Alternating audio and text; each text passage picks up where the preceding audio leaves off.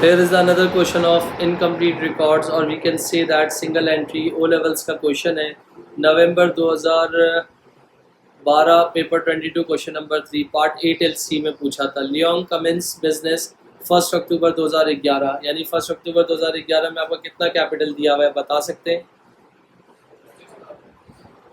फिर इसके बाद Leong has not maintain a full set of accounting records, the following information is available on 30 September 2012। State two benefits of maintaining double entry records. आपके पास क्या होगा, उन्होंने क्या मांगा हुआ है, स्टेट टू बेनिफिट। जब हम डबल एंट्री सिस्टम को रिकॉर्ड करेंगे तो उससे हमें क्या फ़ायदा मिलेगा। Each transaction recorded for ease of reference, यानी हर ट्रांजेक्शन्स में हमें इजी हो जाएगा। सेकंड पॉइंट अगर हम लिखते हैं balances available at all time हो जाएगा।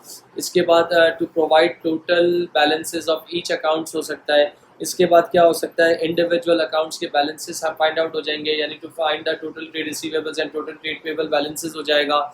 इसके बाद टू डिटेक्ट एरर्स आराम से मिल जाएंगे। To prevent frauds and misappropriation funds हो सकता है। मैंने बहुत सारे बोल दिए हैं, आपको 2 लिखने हैं तो आप लिख सकते हो।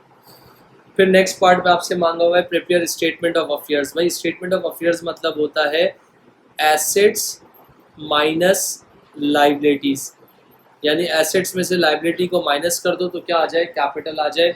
तो बच्चा स्टेटमेंट ऑफ अफेयर्स को देख के थोड़ा सा परेशान हो जाता है, तो मैं उनसे कहता हूँ भाई परेशान होने की ज़रूरत नहीं है। पार्ट बी के अंदर क्या निकालना है, स्टेटमेंट ऑफ अफेयर्स बनानी है।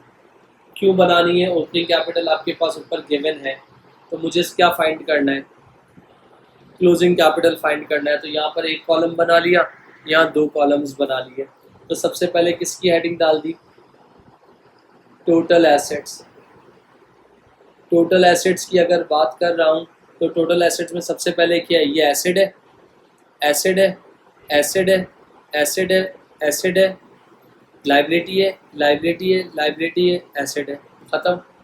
और पहली जिस एडिशनल इन्फॉर्मेशन है ट्रेड रिसीवेबल्स में इंक्लूड था 500 रुपये, तो यहाँ से क्या कर दिया, माइनस कर दिया, बैड डेब्ट के थे।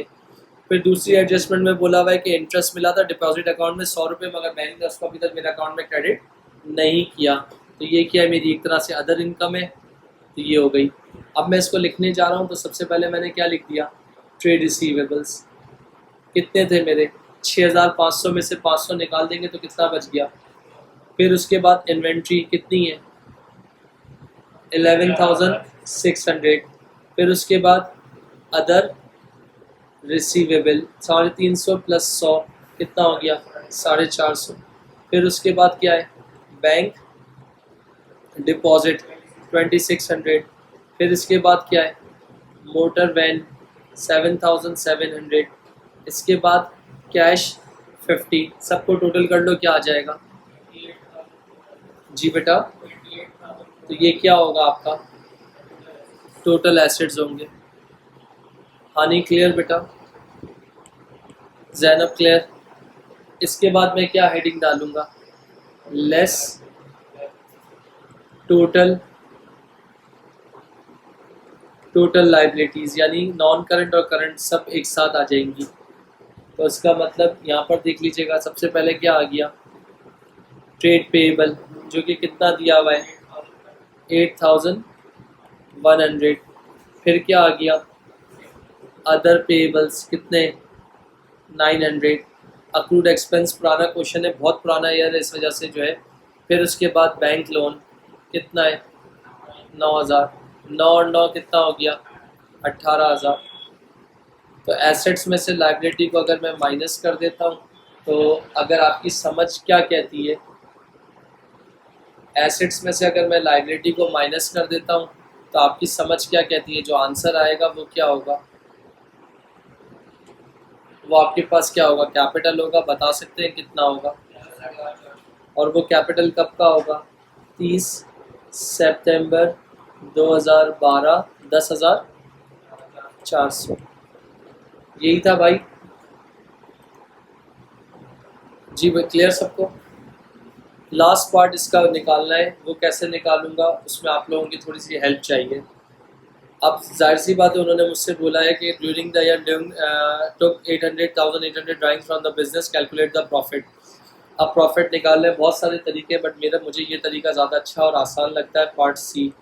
तो उन्होंने बोला है प्रॉफिट निकालना है, तो मैंने कहा closing capital plus drawings minus additional capital और माइनस ओपनिंग कैपिटल। तो क्लोजिंग कैपिटल कितना था 10,400। ड्राइंग्स कहाँ थी, सवाल में गिवन थी, कहाँ से आई है, हाईलाइटर बना के दिखा रहा हूँ, ये देख लीजिएगा। क्लोजिंग कैपिटल यहाँ से आया है, एडिशनल कैपिटल 0 था, ओपनिंग कैपिटल बिल्कुल टॉप पे दिया हुआ है, ये रहा 6,000 का। कितना आ गया बता सकते हैं प्रॉफिट कितना आ गया 13,200। तो ये मेरा क्या आ गया दोस्तों, प्रॉफिट हो गया। एक और क्वेश्चन हमने कंप्लीट कर लिया। प्रीवियस क्लास में प्रीवियस वीक मैंने आपको करवाया था, फॉर एग्जांपल 2 क्वेश्चंस करवाए थे, कुमैली का और एक दूसरा, और आज आपके पास ये और क्वेश्चंस हो गए, तो ये आपके पास सिंगल एंट्री कहलाता है इनका।